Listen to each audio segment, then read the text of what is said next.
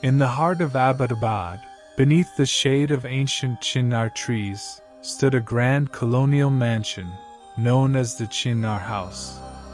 This historic house, now a cornerstone of True Paranormal Events, had a storied past.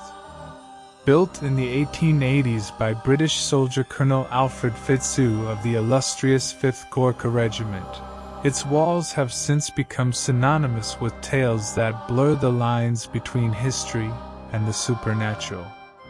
The Chinar House, with its imposing facade and gabled roof, exuded an air of timeless elegance. The house sat in silence during the day, an imposing relic of days gone by. Yet, as the sun dipped below the horizon and darkness enveloped the town, an eerie phenomenon would unfailingly occur.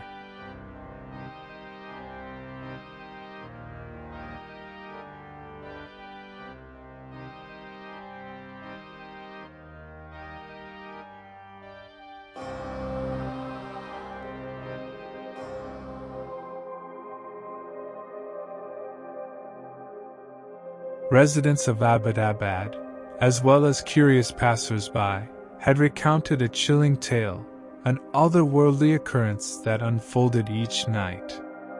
As the world outside descended into slumber, the Chinar House came to life in an unsettling manner. From within its walls, the ethereal strains of a piano would reverberate through the stillness of the night.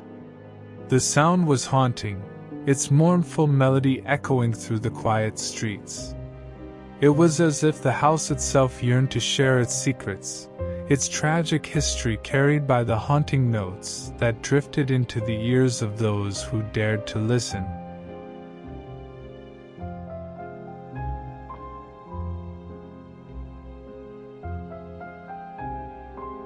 The residents of Abbottabad had grown accustomed to these nocturnal serenades, yet none could explain their origin. Theories abounded, from the wind playing tricks on the house's ancient structure to tales of restless spirits seeking solace in music. But one thing was certain, the Chinar House held a story, and it was a story that begged to be told. It was in this atmosphere of enigma and foreboding that the legend of the Chinar House and its tragic inhabitants was born.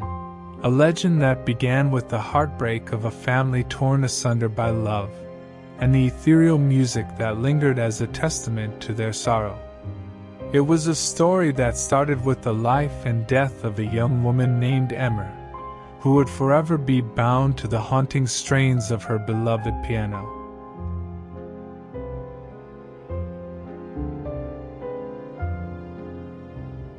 Colonel Fitsue was a man of distinction, and his love for his family was evident in the stately home he had constructed on a sprawling 65,000 square foot estate. The house featured a classic English design with a gabled roof and was complemented by smaller residences for the staff and a stable for their horses. Colonel Fitsue shared this elegant home with his beloved wife, Sinead, and their cherished daughter, Emergency. The family led a contented life in the Chinar House, and it was in this tranquil abode that Emer's passion for music blossomed. The colonel, recognizing his daughter's love for the piano, had a special parlor built in the attic where Emer would practice her music, filling the house with melodies that danced through the halls each evening.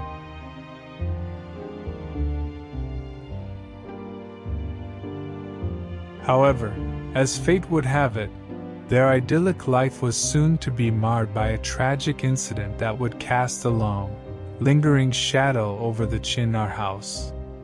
Emer, with her long, flowing hair and enchanting melodies, captured the hearts of many, including 2 soldiers from her father's regiment. One was O'Brien, hailing from Irish descent, while the other man is Jacob from a British lineage. Emer, with her long, flowing hair and delicate fingers, was a virtuoso in her own right. Each evening, as twilight bathed the Chinar House in shadows, she would ascend to the attic parlor where her cherished piano awaited. There, surrounded by the soft glow of candlelight, she would pour her heart and soul into her music. Her fingers danced gracefully across the keys, conjuring melodies that seemed to transcend the earthly realm. The hauntingly beautiful music that filled the house was not merely notes and chords but an expression of her deepest emotions, a testament to her love and longing.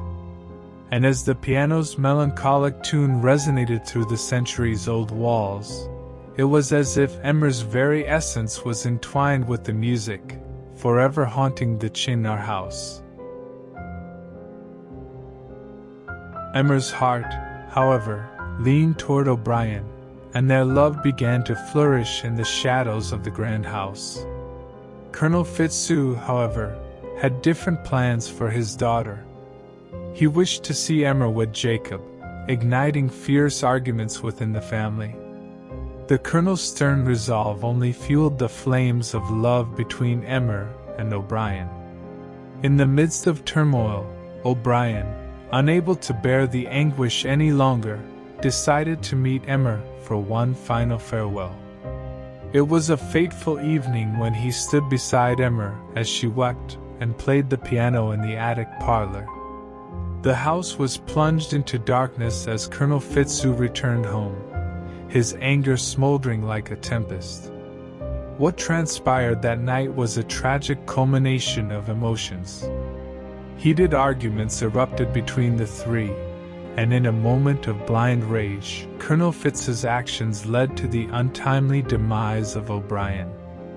Emer, unable to bear the sight of her beloved lying lifeless, succumbed to despair and hanged herself in the very room where her music had once filled the air. The Chinar House, once a haven of familiar bliss, was forever tainted by the echoes of that dreadful night. Colonel Fitzue's wife, Sinead, moved away in 1911 but found no solace, meeting her own tragic end. Like her daughter, she also took away her life by hanging herself to a tree.